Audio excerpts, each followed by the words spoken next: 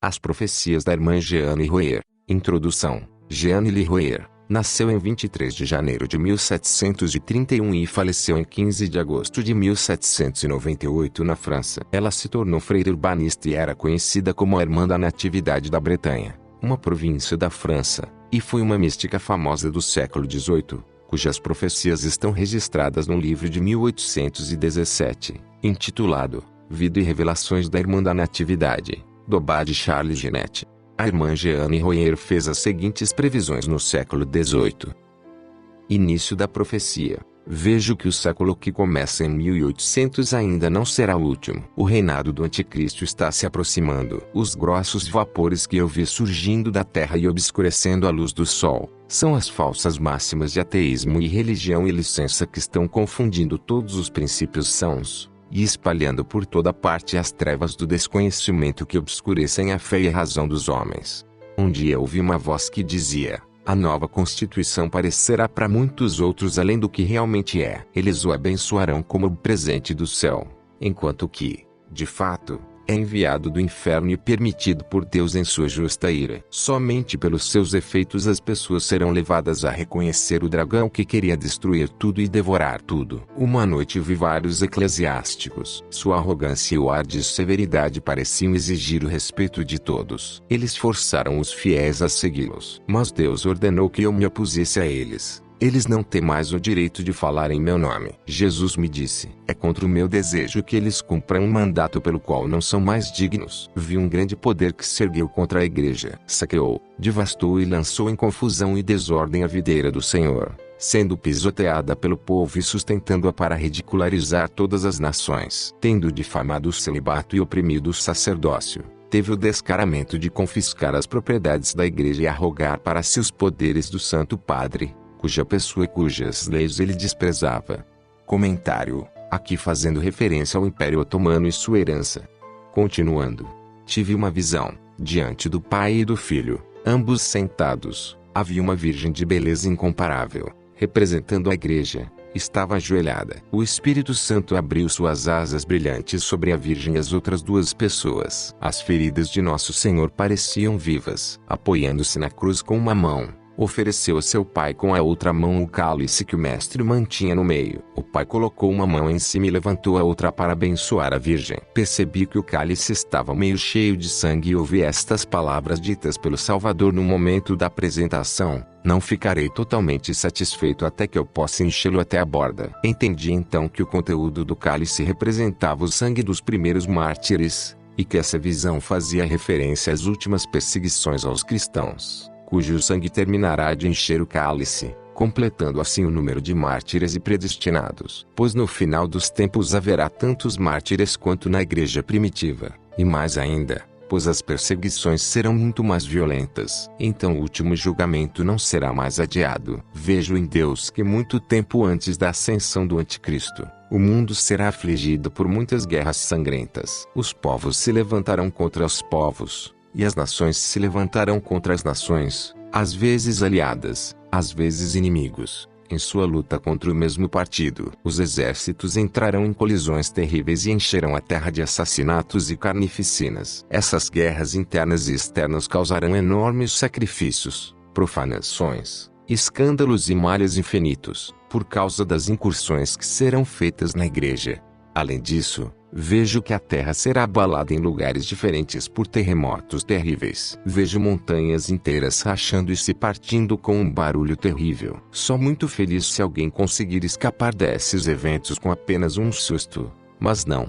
Vejo dessas montanhas escancaradas turbilhões de fumaça, fogo, enxofre e alcatrão, que reduzem a cinzas cidades inteiras. Tudo isso e milhares de outros desastres devem ocorrer antes da ascensão do homem do pecado. Vi na luz do Senhor que a fé em nossa santa religião ficaria mais fraca em quase todo o reino cristão. Deus permitiu que eles fossem castigados pelos iníquos, a fim de despertá-los de sua apatia. E depois que a justiça de Deus for satisfeita, Ele derramará uma abundância de graças em sua igreja, e Ele espalhará a fé e restaurará a disciplina da igreja nos países onde ela se tornou morna e relaxada.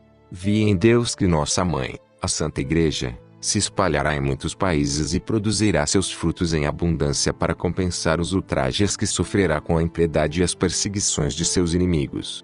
Eu era o povo pobre, cansado dos trabalhos árduos e provações que Deus lhes enviou. Então ficarei emocionado com uma alegria que Deus infundirá em seus bons corações. A igreja se tornará, pela fé e pelo amor, mais fervorosa e mais florescente do que nunca. Nossa boa mãe, a igreja, testemunhará muitas coisas surpreendentes, mesmo por parte de seus ex-perseguidores, pois se apresentarão e se jogarão aos seus pés, a reconhecerão e implorarão perdão a Deus e daqui por todos os crimes e ultrajes que eles perpetraram contra ela. Ela não os considerará mais seus inimigos, mas, em vez disso, os receberá como seus próprios filhos. Agora todos os verdadeiros penitentes fluirão de todos os lados para a igreja, que os receberá em seu seio. Toda a comunidade dos fiéis derramará seus corações em hinos de penitência e ação de graças à glória do Senhor. Vejo em Deus um grande poder, liderado pelo Espírito Santo, que restaurará a ordem através de um segundo levante. Vejo em Deus uma grande assembleia de pastores que defenderá os direitos da igreja e de sua cabeça. Eles vão restaurar as antigas disciplinas. Vejo,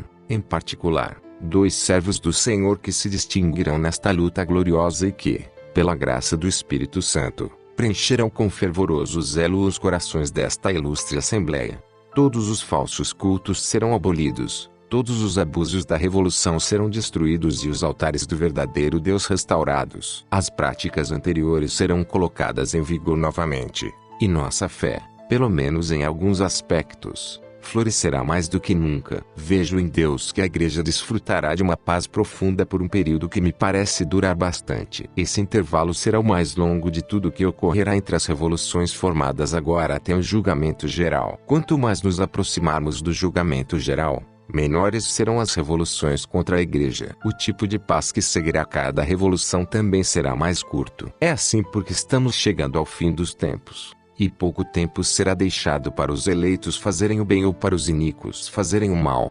Um dia o Senhor me disse, alguns anos antes da vinda do meu inimigo, Satanás levantará falsos profetas que anunciarão o anticristo como o verdadeiro Messias e tentarão destruir todas as nossas crenças cristãs. E farei profetizar as crianças e os idosos. Quanto mais chegamos ao reino do anticristo, mais as trevas de Satanás se espalham pela terra, e mais os satélites aumentam seus esforços para prender os fiéis em suas redes.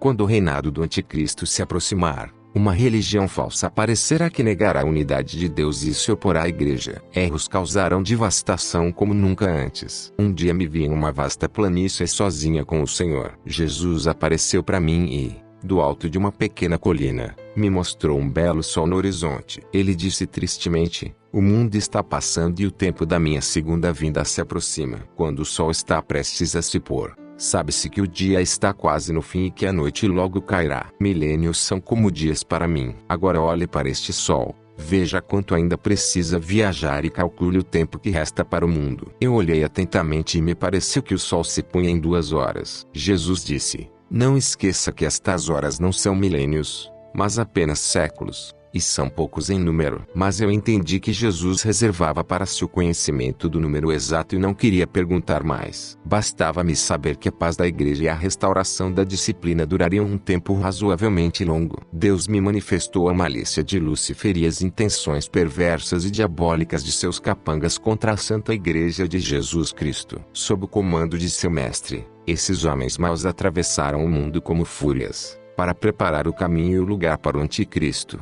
cujo reinado está se aproximando. Através do hálito corrompido de seu espírito orgulhoso, envenenaram a mente dos homens com a ira. E como pessoas infectadas pela peste, elas comunicaram e espalharam esse mal umas às outras, e o contágio se tornou geral. A tempestade começou na França, e a França será o primeiro teatro de seus estragos depois de ter sido seu berço. Um dia, a igreja no conselho atacará anátemas, derrubará e destruirá os maus princípios dessa constituição criminosa. Que consolo, que alegria para os verdadeiramente fiéis. Fim. Agora, além desta, existe uma outra profecia menos conhecida da Irmã da Natividade, que data o significado de seus eventos, e profetiza ainda mais especificamente para a segunda década do século XXI, o início de um pequeno julgamento geral. O texto diz assim: aí, do último século. Eis o que Deus quis mostrar-me na sua luz. Comecei a olhar na luz de Deus, e vi o século que deve começar em 1800. Vi nessa luz que o julgamento não estava ali, e que esse não seria o último século. Considerei, vendo nessa luz, o século de 1900, e continuei até perto do fim desse século, para ver se esse seria mesmo o último. Nosso Senhor fez com que conhecesse e, ao mesmo tempo tivesse dúvidas se o fim seria no século de 1900, ou se no de 2000. Mas o que vi, é que se o julgamento chegar em 1900, tal aconteceria somente no final deste século, e que se o mundo atravessar esse século, as primeiras 2 décadas do século de 2000 não passarão sem que o julgamento intervenha. Isso foi como eu vi na luz de Deus. Extraído de Vida e Revelações da Irmã da Natividade, Charles Genete, livro 4, página 125 a 126. Fim. Deixamos no final, para a meditação, um trecho dos ensinamentos gnósticos do Salvador. Esse é um trecho do livro A Sabedoria Secreta de Cristo, que diz: o Salvador perfeito disse: você deve saber que a grande Sofia, mãe do todo e cônjuge do Pai Eterno, desejou formar um reino sozinha, sem o consentimento do cônjuge masculino dela. Então, para que a bondade inimaginável do Pai pudesse ser revelada secretamente para as criaturas do que seriam produzidas aqui, foi colocada uma cortina entre os eternos e a criação do universo que foi formado. Consequentemente, a verdade ficou escondida de todos os aeons do caos. O erro dela tornou-se evidente para os imortais quando se iniciou a disputa contra os regentes da escuridão. Por isso foi necessária a colocação da barreira entre os reinos, que funciona como uma cortina espiritual. Como eu disse antes, dos grandes aeons superiores partiu uma gota de luz do Espírito, que desceu para as regiões inferiores do Todo-Poderoso no caos.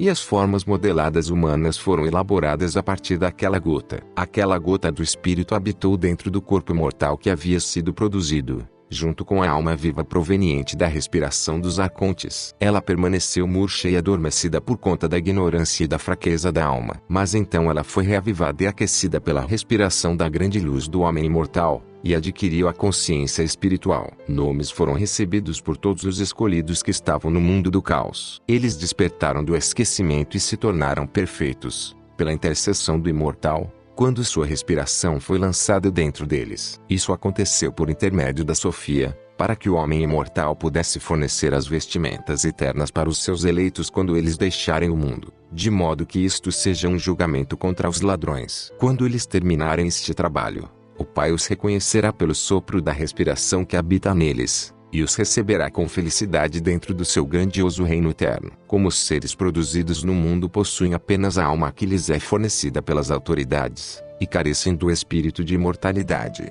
eles não poderiam obter esse poder por conta própria, mas somente pela intercessão do Pai. Esta é a missão de todos os filhos da luz, até que o tempo do caos seja concluído, isto é, até o término do período estipulado pelo grande anjo. Agora eu completei o meu ensinamento sobre o homem imortal, e afrouxei as amarras dos ladrões por ele. Eu quebrei as celas dos impiedosos nos domínios deles. Eu humilhei as intenções maliciosas deles, e eles todos se envergonharam e se erguerão da ignorância. Por este motivo vim para este mundo, para que vocês possam se unir a mim, e receber o espírito de imortalidade por meio da respiração do inefável, a fim de que as duas essências se tornem uma, como na sua forma original, para que vocês possam render muitos frutos de sabedoria e subir até aquele que existe do princípio, em alegria inefável, glória, honra e graça do Pai do Todo. Quem quer que conheça o Pai em sabedoria pura e verdadeira irá para o Pai, e repousará no Pai não gerado. Mas aqueles que não conhecem corretamente irão desviar-se para o erro da matéria,